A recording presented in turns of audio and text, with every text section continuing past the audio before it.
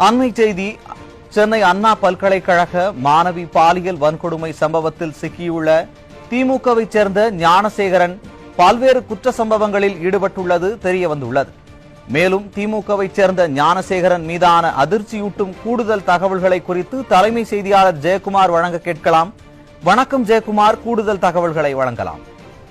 சுரேஷ், அண்ணா பல்கலைக்கழகத்தில் பொறியியல் படிக்கக்கூடிய இளம் மாணவிக்கு பாலியல் கொடுமை அத்துமீறல் அரங்கேறி இருக்கிறது.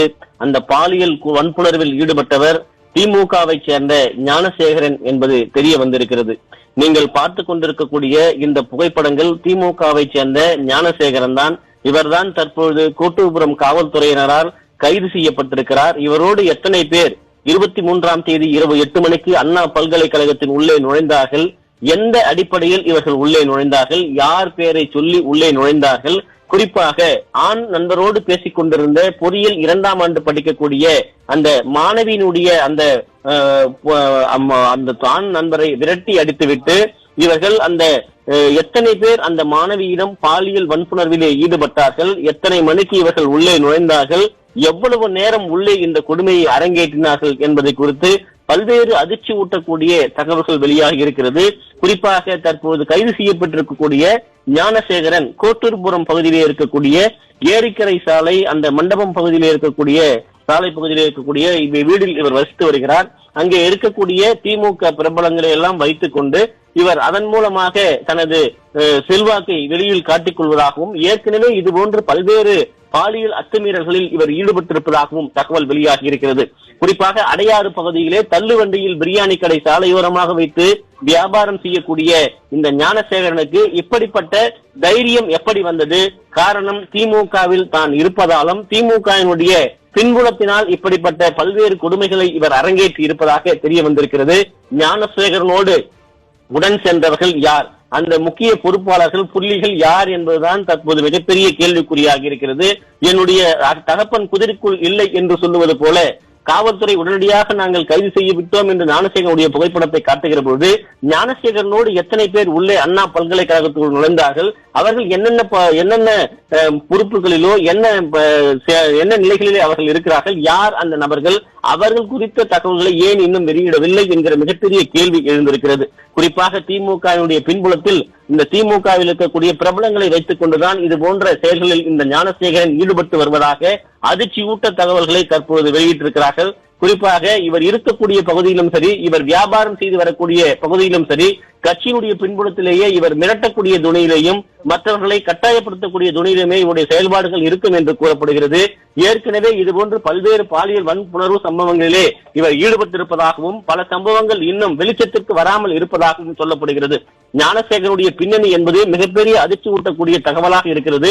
ஒரு பல்கலைக்கழக வளாகத்திற்குள்ளே 24 மணி நேரம் அங்கே காவலாளிகள் இருந்து கொண்டிருக்கிறார்கள். ஒவ்வொருவரையும் பரிசோதனை செய்து எதற்காக உள்ளே செல்லுகிறார்கள், எதற்காக வந்திருக்கிறார்கள் என்று பல்கலைக்கழக நிர்வாகத்தோடு பேசி அனுமதிக்கக்கூடிய ஒரு இடத்தில் யார் பெயரை சொல்லிவிட்டு இவர் உள்ளே சென்றார்கள், எத்தனை பேர் சென்றார்கள், எவ்வளவு நேரம் பல்கலைக்கழகத்தில் இருந்தார்கள், இவர்கள் அடித்து விரட்டப்பட்ட அந்த ஆண் நண்பர் யார், குறிப்பாக மாணவிக்கு எவ்வளவு நேரம் இவர்கள் தொடர்ந்து பாலியல் தொல்லை கொடுத்திருக்கிறார்கள், எத்தனை பேர் அது போன்ற செயலில் ஈடுபட்டிருக்கிறார்கள் என்கிற மிகப்பெரிய சந்தேகம் தற்போது மாணவர்கள் தரப்பில் எழுப்பப்பட்டிருக்கிறது. அண்ணா பல்கலைக்கழகம் என்பது மிகப்பெரிய ஒரு பல்கலைக்கழகம். திமுக ஆட்சியில் அந்த பல்கலைக்கழகத்திற்கு உலக அளவில், இந்திய அளவில், தமிழக அளவில் மிகப்பெரிய ஒரு தலைக்குனிவை ஏற்படுத்தி இருக்கிறார்கள்.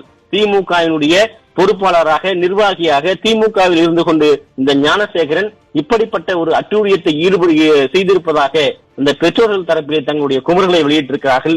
பாதிக்கப்பட்ட அந்த மாணவி மருத்துவமனையிலே அனுமதிக்கப்பட்டிருக்கிறார் என்றால் எப்படிப்பட்ட துயரம், எப்படிப்பட்ட கொடுமை, எப்படிப்பட்ட அத்துமீறல், எப்படிப்பட்ட ஒரு கூட்டு பாலியல் பலாத்காரம், வன்புணர்வு போன்ற சம்பவங்கள் அங்கே நிகழ்ந்திருக்கும் என்பதை எண்ணிக்கூட பார்க்க முடியாத ஒரு சூழல் இருக்கிறது.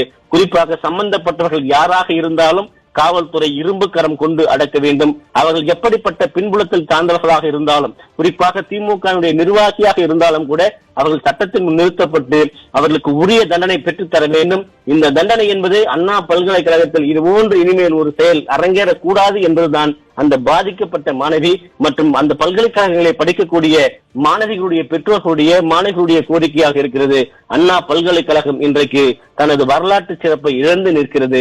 அண்ணா பல்கலைக்கழகம் தனது பெயர் தாங்கிய அந்த பெயரை இன்றைக்கு இருண்டு போய் இருக்கிறது. அண்ணா பல்கலைக்கழகத்திலே படிக்கக்கூடிய மாணவிகள், அங்கே தங்கி இருக்கக்கூடிய விடுதியில் இருக்கக்கூடிய மாணவிகள் அச்சத்தோடு செல்லக்கூடிய அந்த நிலையை பார்க்க முடிகிறது. நாளை நடைபெற இருக்கக்கூடிய செமஸ்டர் தேர்வுகள் நடைபெறுமா என்கிற மிகப்பெரிய ஒரு கேள்வி எழுந்து கொண்டிருக்கிறது. அந்த தேர்விலே மாணவர்கள் பங்கேற்பார்களா என்கிற நிலை உருவாகி இருக்கிறது. அங்கே படிக்கக்கூடிய மாணவர்களுக்கு இப்படிப்பட்ட ஒரு தொந்தரவு, அத்துமீறல் ஆளுகிற கட்சியில் இருக்கக்கூடிய ஒரு நிர்வாகியால் ஏற்படுத்தப்பட்டிருக்கிறது என்றால் எப்படிப்பட்ட பெரும் துயரம் அந்த அங்க இருக்கக்கூடிய மாணவிகளை சூழ்ந்து இருக்கிறது, எப்படிப்பட்ட அந்த இருக்கக்கூடிய மாணவிகளுக்கு அநீதி கொடுமை அங்கே இழைக்கப்பட்டிருக்கிறது. அந்த பாலியல் ரீதியாக துன்புறுத்தப்பட்ட மாணவிக்கு நேர்ந்த இந்த கொடுமையை உடனடியாக சட்டத்தின் முன் நிறுத்தி அவர்களுக்கு உரிய தண்டனை பெற்றுத்தர வேண்டும், தூக்கு தண்டனை பெற்றுத்தர வேண்டும் என்பதுதான் அந்த பெற்றோர்களுடைய இறுதி கோரிக்கையாக இருப்பது குறிப்பிடத்தக்கது. சுரேஷ், விரிவான தகவல்களை வழங்கியமைக்கு நன்றி ஜெயக்குமார்.